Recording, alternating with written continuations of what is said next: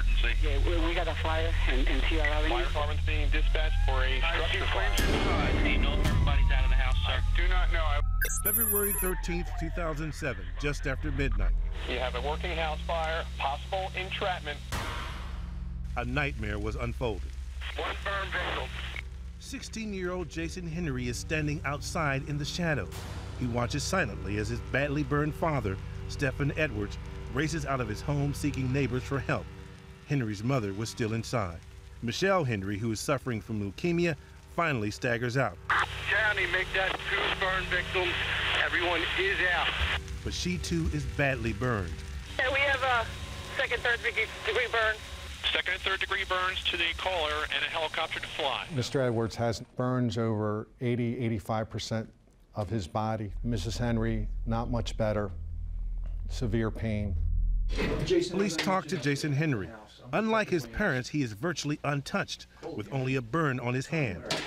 With his grandmother at his side, Henry tells police how he helped both parents to safety. They don't believe him. Your story is not adding up. I'm really not lying or anything like that at all.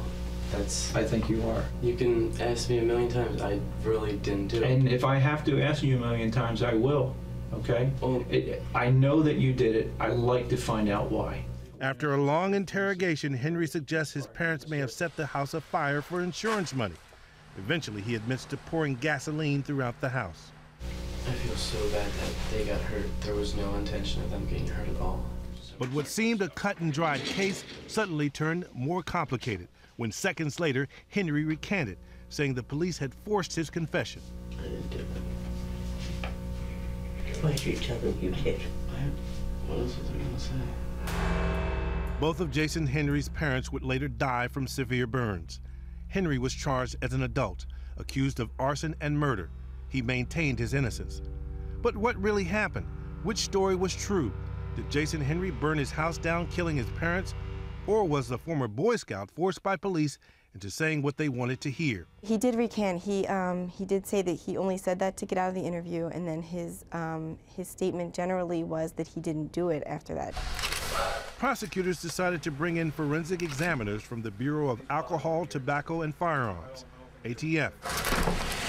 The ATF allowed Nightline unique access, an inside look at their efforts to solve an arson case. They would use the newest and most advanced technology available in a process a lot like something you might see on the TV show CSI. November 15th, 2007. For 9 months, the house on Cedar Avenue has been sitting idle. This is the first time ATF lead investigator Brian Grove and other agents are able to directly access the scene of the crime. I'm guesstimating 9 minutes for this burning from start to finish, and I think that might even be a little long. And begin their painstaking hunt for clues. Local authorities have informed the ATF where they found evidence of gasoline throughout the home, including the parents' bedroom. So there's reason to believe there's gas all through around the bed. The strategy? ATF plans to rebuild the bedroom and hallway. Oh, look at that carpet.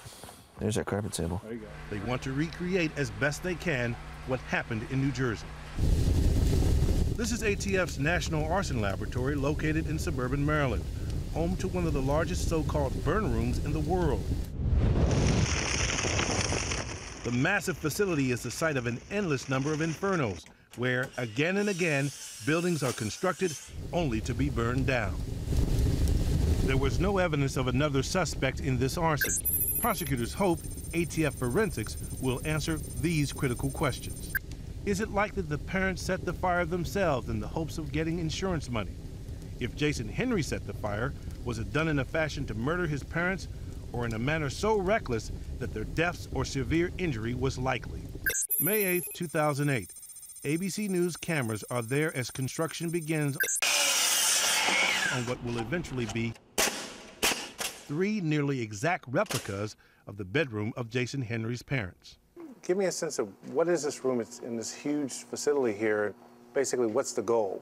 To get a better understanding of the first 2 to 3 minutes of the fire, specifically the conditions in the bedroom where the victims were sleeping. For a time, ATF investigators turned into contractors.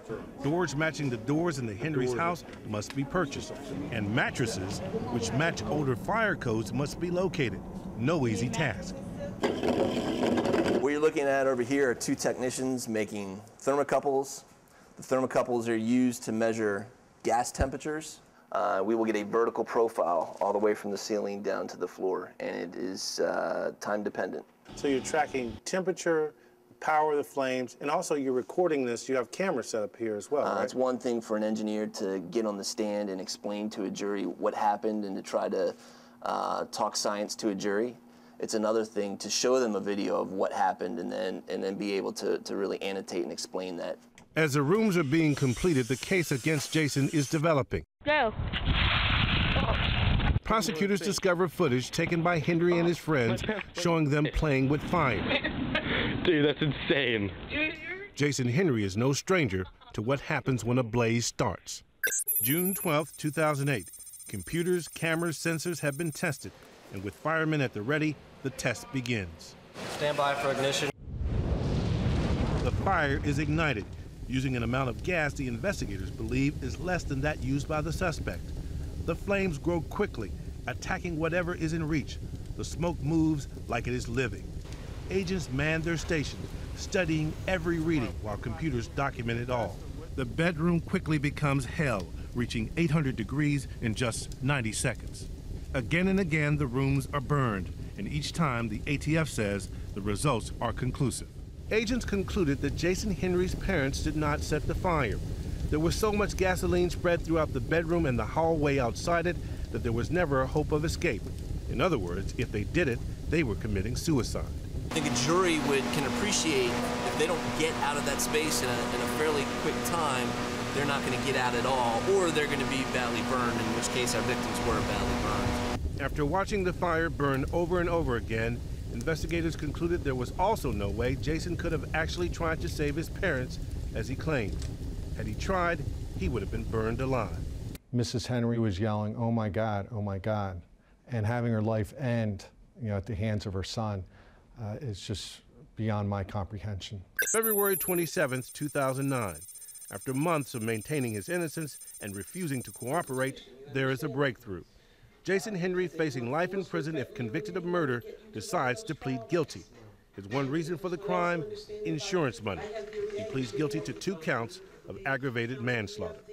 The glamour of the forensics or the CSI effect, so to speak, is rare. So a case like this, where we were able to really narrow it down to a science that we could put in front of a jury, really strengthened the case. April 24, 2009. This past Friday, Jason Henry was sentenced to 20 years in prison. He chose to say nothing. To this day, he has never fully explained why he burned his parents' house to the ground. I'm Pierre Thomas for Nightline in Glassboro, New Jersey.